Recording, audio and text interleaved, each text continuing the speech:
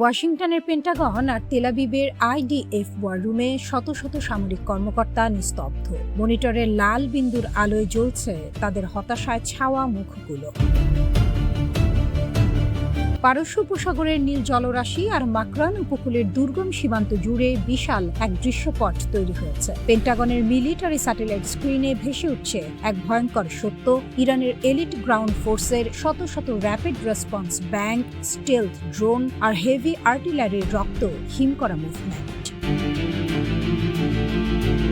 পশ্চিমা গোয়েন্দাদের হিসাব ছিল অন্যরকম। দুটো রক্তক্ষয়ী সংঘাত চাপিয়ে দেওয়ার পর তারা ভেবেছিল তেহরানের সামরিক ব্যাকবোন ভেঙে পড়েছে, কিন্তু স্যাটেলাইটের এই ক্লিয়ার ভিজুয়াল সেই সমস্ত গাণিতিক হিসেবকে এক লহমায় আক্ষরিক অর্থেই আবর্জনায় পরিণত করল। ঠিক এই টান উত্তেজনার মুহূর্তে মাকরান উপকূলের ফরওয়ার্ড বেস থেকে লাইভ ক্যামেরার সামনে এলেন একজন মানুষ।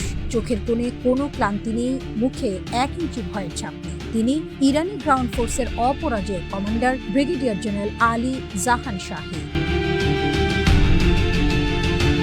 মাইক্রোফোনের সামনে দাঁড়িয়ে তিনি কোনো কূটনৈতিক বা মোলায়েম ভাষায় কথা বললেন না। ক্যামেরা লেন্সের দিকে তাকিয়ে পারস্যের এই সেনাপতি বিশ্বমঞ্চে ছুড়ে দিলেন এক হিমশীতল হুঁশিয়ারি। শত্রুর কোনো সামরিক বুট যদি ভুল করে হলেও ইরানের মাটিতে 1 ইঞ্চি পা রাখে, আমরা সেই পা কেটে শরীর থেকে আলাদা করে দেব।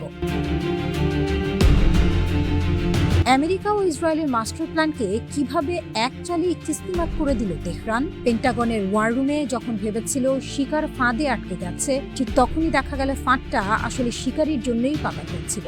দক্ষিণ পূর্ব ইরানের সীমান্ত থেকে মাকরান উপকূল রেখা পুরোটা আজ এক দুর্ভেদ্য দুর্গে পরিণত। ইরানের স্পেশাল ফোর্সেস, সাজোয়া রেজিমেন্ট আর নিখুঁত মারণাস্ত্রের মোহরা চলছে 24 ঘন্টা। শত্রুর প্রতিটি নড়াচড়া, প্রতিটি বার্তা এখন ইরানি রাডারে ধরা পড়ছে রিয়েল টাইমে।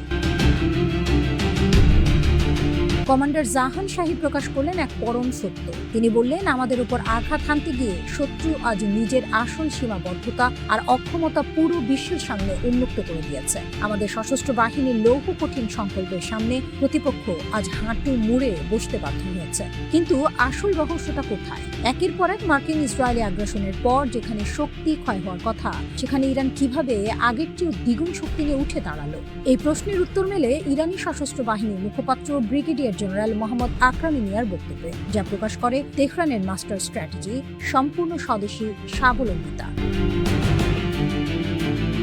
আকরামিনিয়া স্যার জানিয়ে দিলেন, দুটো বড় যুদ্ধ কাটিয়ে ওঠার পরও আমাদের সেনা ইউনিটগুলোর কমব্যাট রেডিনেস এখন পিক পয়েন্টে। শত্রু ভেবেছিল মিসাইল আর ড্রোন হামলা চালিয়ে ব্যাকফুটে ঠেলে দেবে, কিন্তু তেহরান তাদের বিধ্বস্ত প্রতিটা অস্ত্র ব্যবস্থাকে স্বদেশী প্রযুক্তিতে রি-ইঞ্জিনিয়ারিং করে আরো আধুনিক ও মারাত্মক মারণাস্ত্রে রূপান্তর করেছে। তবে শুধু স্টেলথ ড্রোন বা ব্যালিস্টিক মিসাইল দিয়ে ওয়ার ফ্রন্টে রাজত্ব করা যায় না। আসল শক্তি হলো পেছনের জনগণ। জেনারেল জাহান শাহীর ভাষায়, ইরানের সাধারণ মানুষের ইস্পাত মনোবলই এই সাম্রাজ্যবাদ বিরোধী যুদ্ধের মূল শক্তি।